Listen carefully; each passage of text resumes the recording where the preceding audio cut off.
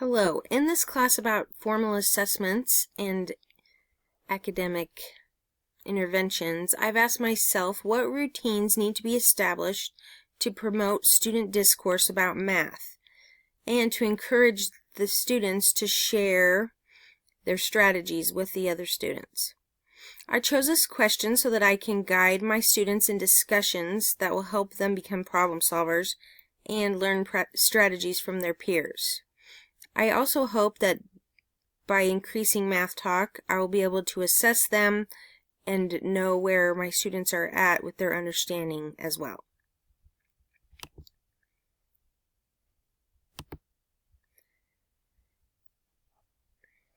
There are 5 strategies for valuable classroom discussions. In an article named Creating Math Talk Communities by Erin Wagner, she discussed the 5 strategies.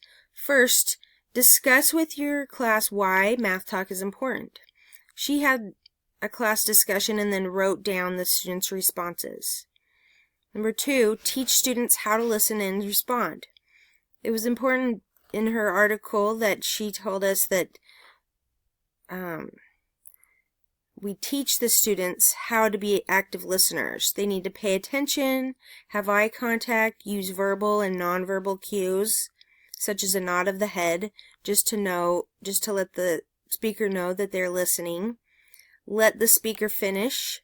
Also restate or revoice the strategy that the speaker is giving, and then be open, respectful, and honest. The third strategy she used was introducing sentence stems. Some examples of sentence stems are, I agree with blank because, I choose this method because. These sentence stems are ideas for students so that they can get their math talk started. Number 4 was contrast explanation versus justification. So explaining is the steps that are taken, and justifying is proving the how and the why. The next slide I'll go into this a little bit more. And the 5th strategy, give an example.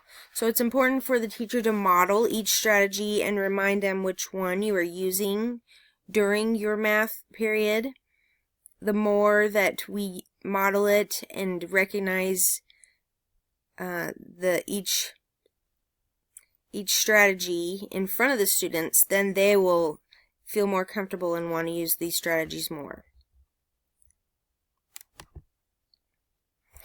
Explaining versus justifying. Explaining is telling the steps to solving a problem. For instance, they used 2 + 2 = 4. And then justifying or proving how and why 2 + 2 = 4. You could use manipulatives or drawing. In their example, they got 2 cubes, then they got another 2 cubes from their linking cubes, and then they put them together, counted them, and that was 4. In another article called Classroom Routines, an Invitation for Discourse, I learned 4 routines to get math talk started. The first routine they did was to have a number talk image at the beginning of their math class. Figure 1 here with the little cupcakes was one image that they used at the beginning of a math class. Another routine they could use, or that they suggest, is which one does not belong. Over here on this, which one does not belong. So each of these is divisible by 9 except for 21. So 9 times 2 is 18, 9 times 5, 45, 9 times 7, 63. They also used estimation 180. This is an example they had, figure 7 with some coins in a bowl, and then the students would estimate how much value of money would be in a bowl.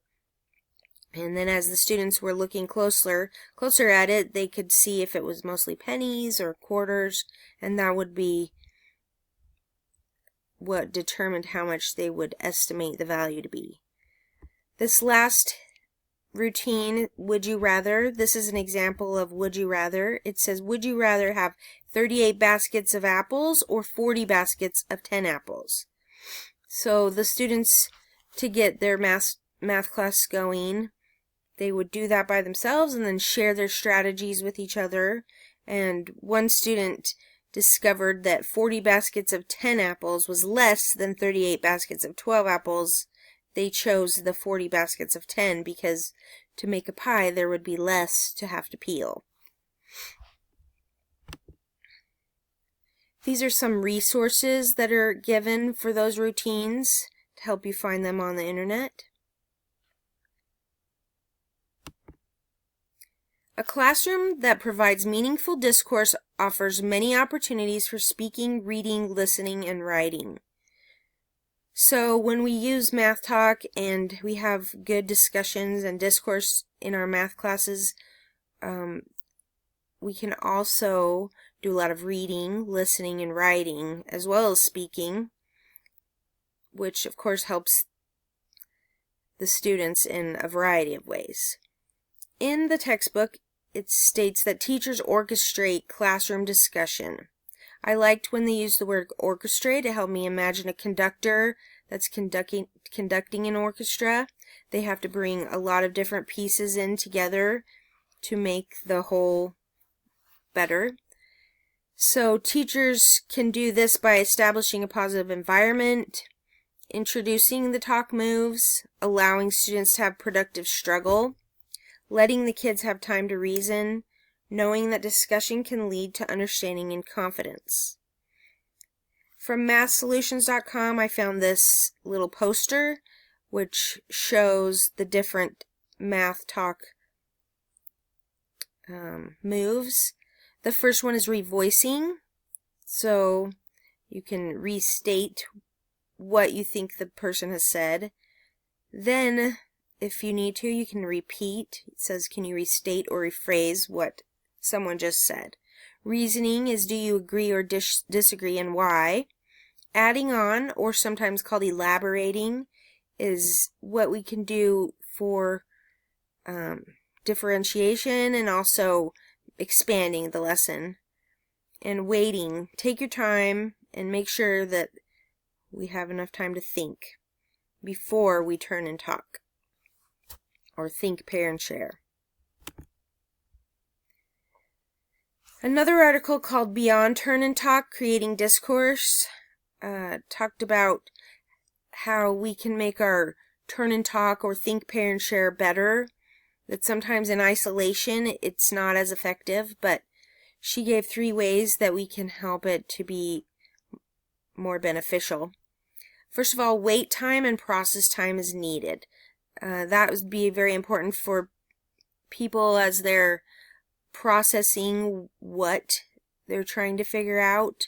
Maybe they need to learn some vocabulary or think about what vocabulary they have learned before they can solve the problem. She said that sometimes you need up to 5 minutes.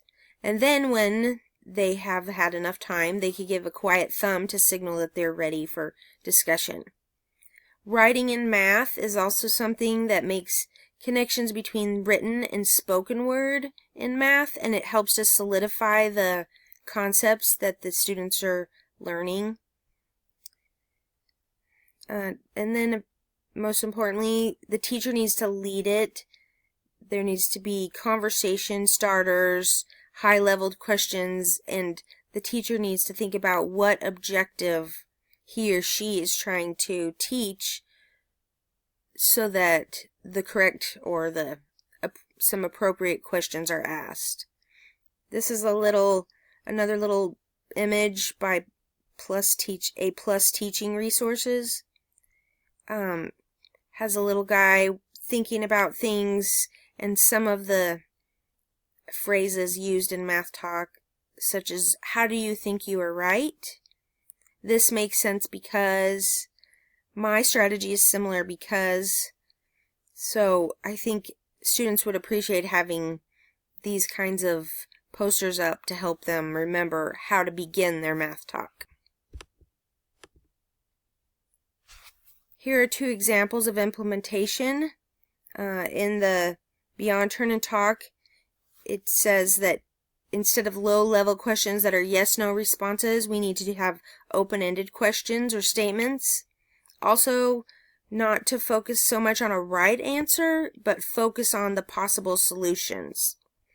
And in low-leveled traditional dialogue classrooms, it's mostly teacher-centered, whereas student-centered is what a high-level class with good discourse is having.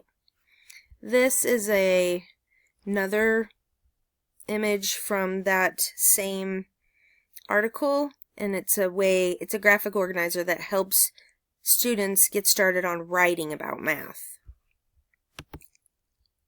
In my own classroom, the next steps that I want to do are to start the lessons with a number image or would you rather. I want to give more wait time and processing time. I want to look for the quiet thumb to tell me that my students are ready to discuss after they've done some reasoning by themselves.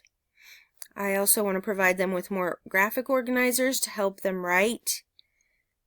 And I want to be able to model revoicing so that the students get used to it and are more comfortable hearing and using it. I need to ask my students if they disagree or agree, and also allow time for elaborating or adding on to a problem. As students realize they can learn from each other, they are more motivated and interested in what their classmates have to say. Thank you.